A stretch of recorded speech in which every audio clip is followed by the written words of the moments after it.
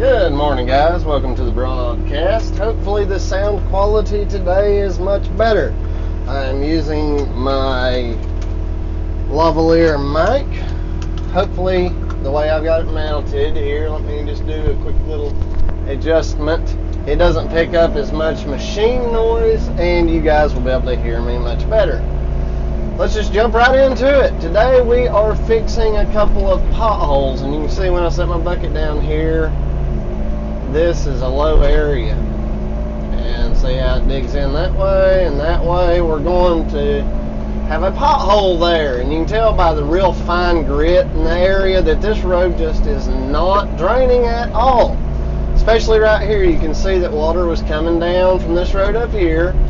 I already cleared that one little spot there. Maybe you can see it. Let me just get up here. You can see here where I've trapped the water that's coming down this road up here. That ditch is useless the way it is. So what I'm doing is I'm building a little berm right here to catch that water, because it will be carrying some momentum as it comes down through there. But what about all of this?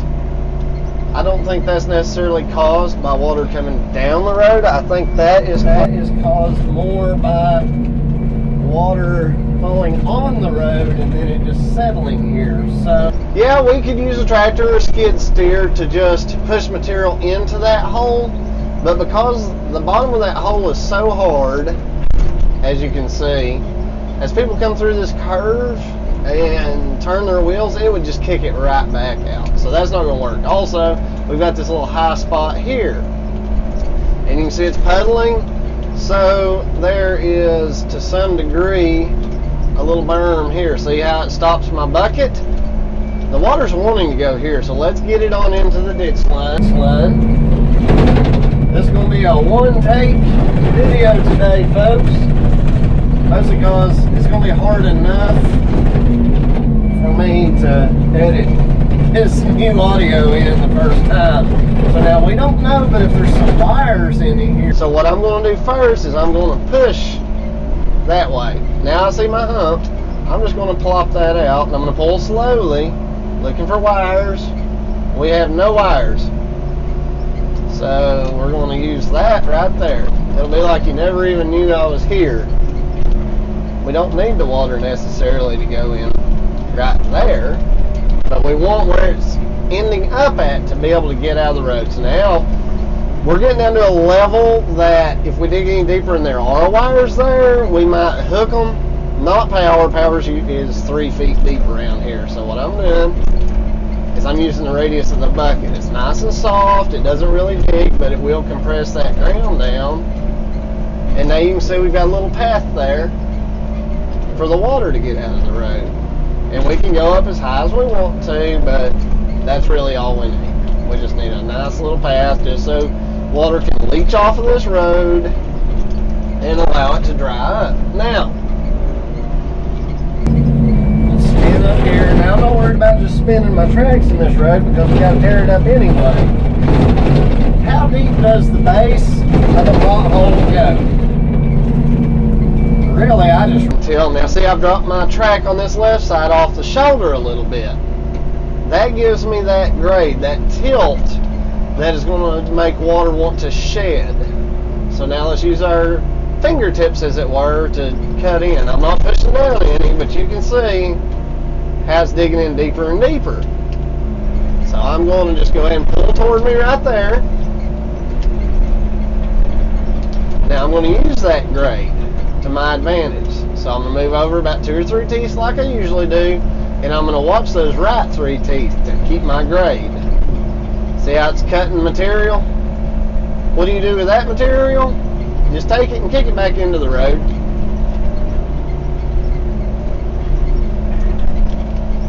Now this whole area is pretty well potholed, so I'm going to rip the whole thing up about the length of the teeth, below the lowest part of the bowls.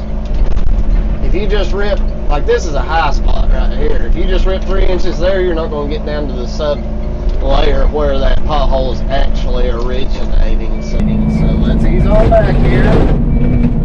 You can work in either, whichever one you're comfortable working in. Alright, now see you got water that was going through here. Just go ahead and swing some of that material in. When you're learning, just do one direction at a time, but eventually you will get to where you do this very quickly.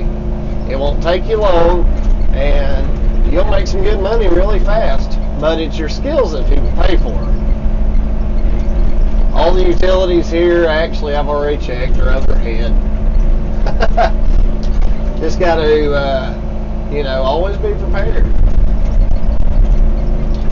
So we're ripping this ground up, and then I'm going to track it back in.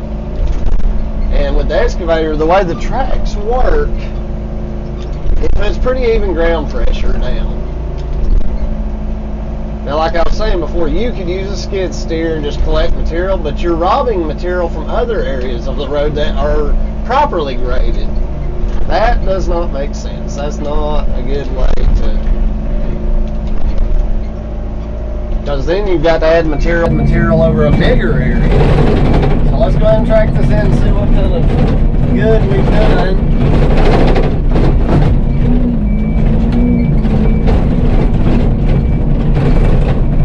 Glare out of you guys' faces. I know that's hard to see. I'll go ahead and spin my tracks. Get my blade to where I can really work it a little bit better. I know that's bouncing a lot, guys. I'm doing the best that I can. I do have some pretty low wires overhead, so I've got to be mindful of that. So now we're getting on a pretty good grade.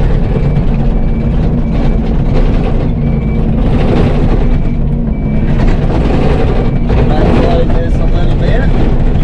See how smooth that gets? Having to push a little bit of material away from my little diversion there. So water can drain. I'm hoping that this little microphone takes out some of that rattling as well. It's noisy in these machines. That's kind of the nature of them.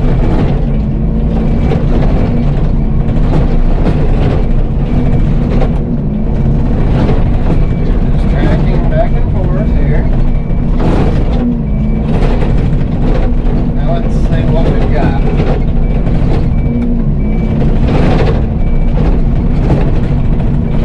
I've got pretty low depression there. That's not bad. What I'm doing is I'm making a little sub-compaction here.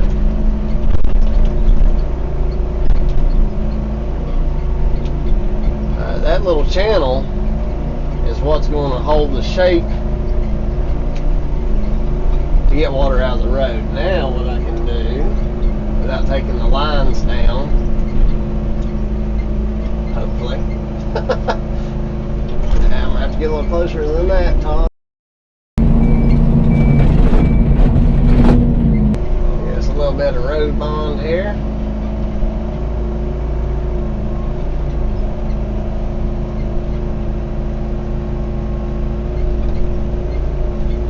It's okay if you make a little bit of a mess. And I'm going to start putting some material in the middle of the road.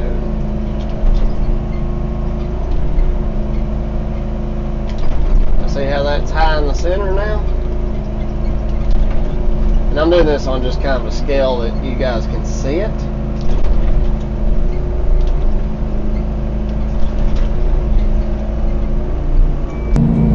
Gotta watch for cars sneaking up behind you as well, folks, because they will run right up beside you and you'll hit them with that boom and it will be your fault. Dip, dip, dip. I could just back up and dump a big old wad of this stuff out, but I'm trying to kind of conserve it as well. And I'm able to eye.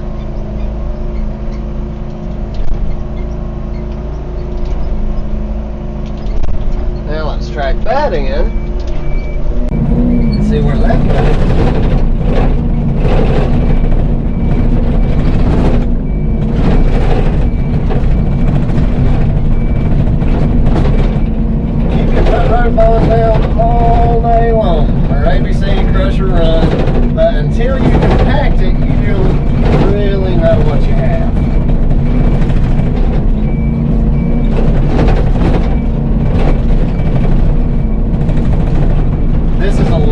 time consuming than just throwing a ton of material down, but it will help you conserve. Okay, now see, we've got that good and established on that right side, and that grade looks good.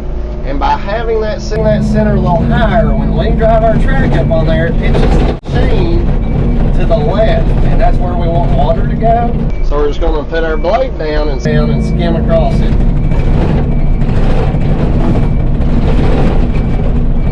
See how it smoothed that out, and it's no longer just kind of real uneven looking. Now we can track along here and really get it compacted. When it's all said and done, I'm going to drag the box blade through here, and that's what's going to make the whole road uniform. Now I'm going to do it again. Each time we do this, the changing grade gets more minute, and that's where it becomes fine grading. You have to go slower, your movements get smaller. But this is the difference between rough and fine grading. You'll hear it many, many times as long as you stay in the industry. Fine grading and rough grading. So now I'm going to work my way over close to this edge, and I'm watching my left side. I'm not even watching my right side, because I can feel in the seat that I'm leaning to the left. So let's track this.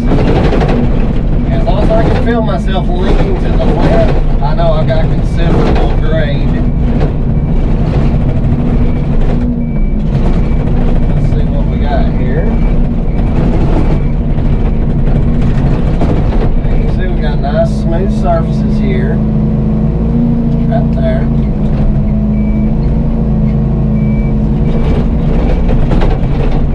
Now we're getting somewhere, folks. We are getting somewhere now. When you feel the machine pitch like all of a sudden in one direction, that's not necessarily what you want. You want good, smooth transitions. People do extra material now. What I can do is I can just set my bucket and I can swing, and it'll just fall off. You want to use the flat bottom of your bucket for this. Some buckets have a radius that starts sooner. Now right here, this is not exactly a beginner's movement. That's how I actually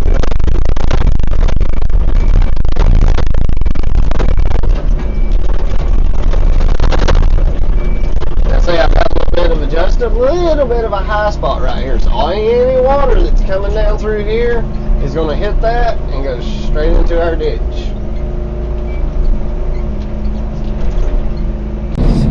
Not exactly a beginner's movement, but that's how I actually do it.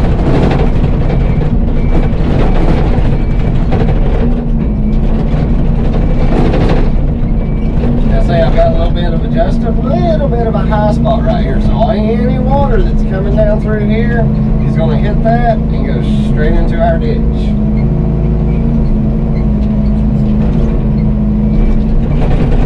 Now I'm watching my track right here going all the way up. You don't want to just stop tracking on the stuff that is fresh. You want to track all the way through, and that way you have a good tie-in, and you don't have potholes that are just going to pop right back up.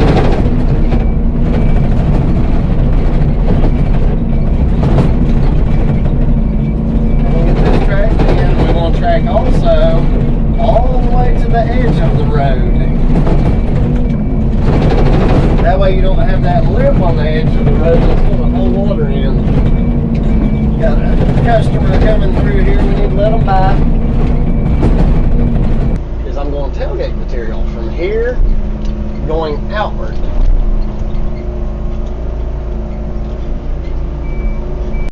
Back to work.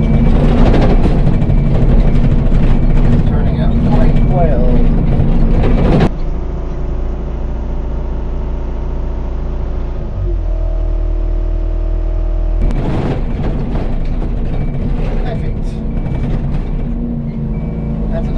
Now what I'm going to do now is is I'm going to tailgate material from here going outward.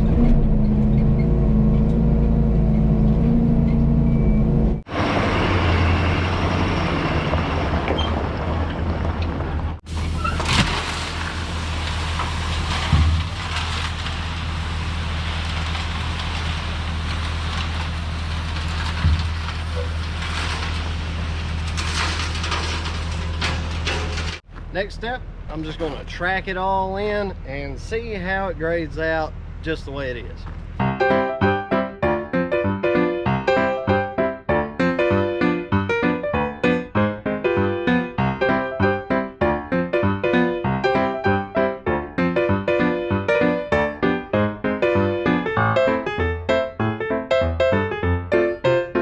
The tricky part and the learning curve of grading with a track machine that's pretty well fixed is you're almost at the mercy of the ground you've got to work with. So what you've got to find is, in this case, you've got to get off of the new material onto the side where you graded it smooth, and then you've got to find a line for the other track that's fairly smooth and on the grade you want. Once you got that path and you can work the ground, you can just set your blade down and snag those high spots and pull them into the low spots.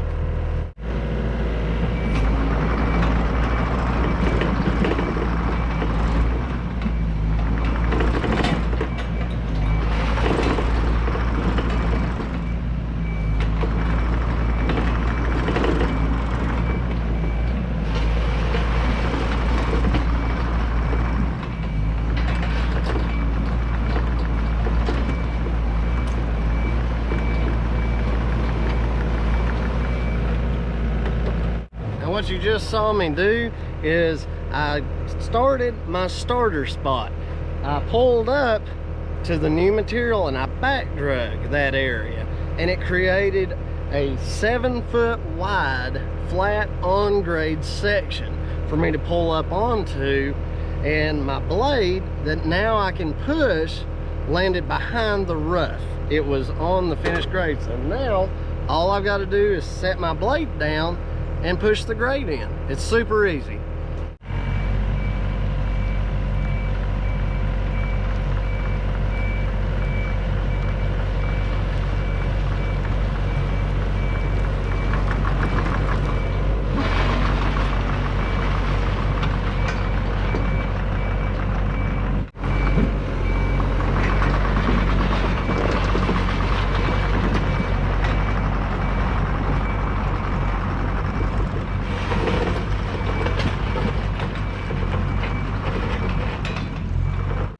Now you're starting to learn the fundamentals of grading. Learning to cut the grade is half of the battle. Then it's learning where to cut material down and then take that material to an area where it's needed. If it's not needed, then you get into the business side of things and really the logistics of loading that extra material out and using it on another job you've got, or finding somewhere to stockpile it. Right here, we got a surplus of material that we drug out. What we want to do is cut enough of a grade going forward that we keep both tracks on grade, but not necessarily collect material with the blade and keep pushing it that way. It's kind of a happy medium. So, and it's something that you just have to learn. It's something that you develop. What we want to do is cut it and then drag it back. And I'm just going to do it. Hopefully you guys get something from it. If you don't, drop it in the comments and I'll try to explain as best I can, or I can use your comment to make my next video on fixing potholes better and more efficient.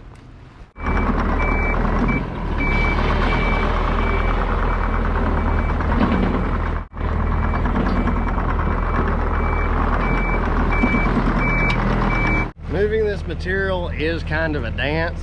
Sometimes I have to pull up and pull a little back and then push forward, and you're just dancing forwards and back, working the material in. If you're driving forward and you feel the machine tilt back up, most of the time that can be fixed by backing up until you feel it tilt and then putting your blade down slightly and cutting that high spot off. These machines are really good at cutting ground, whether it's gravel, dirt. Use it to your advantage.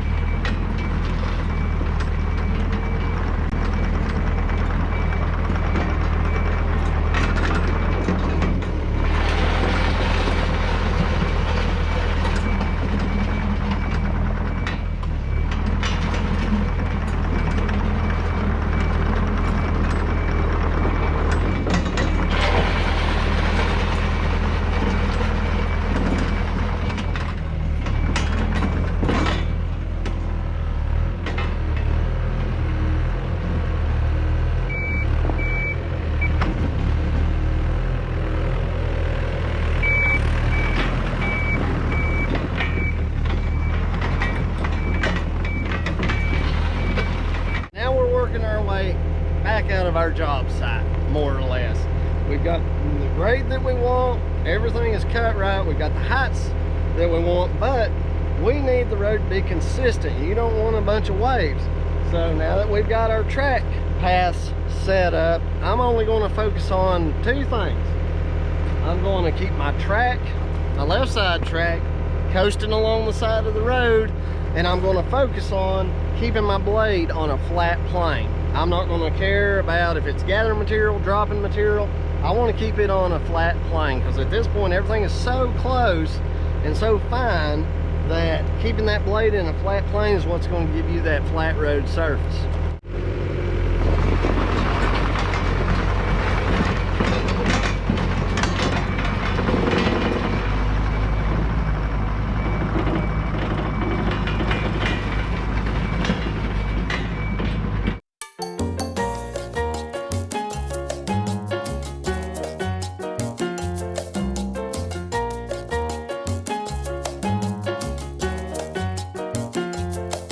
All right, my friends, hopefully this little section and segment of video helps somebody out there. I know it's kind of rushed. I'm running behind. I'm still about a week out, so hopefully that helps somebody. If you want to see more footage from today, just kind of raw footage, go on over to my other channel, Digging Life Deeper. I'll put it down in the description. I know some of you guys were commenting that you were having trouble finding it. I guess the YouTube algorithm has it buried deep still. Head over there, check out. I'm gonna do some in-cab footage, just some tailgating, just raw stuff, and not in like high quality or anything. So thank you guys for joining me. If you are just gonna wait until the next Digging Life 21 video, we'll see you there on the next video. Hope you're having a great day. I know I am.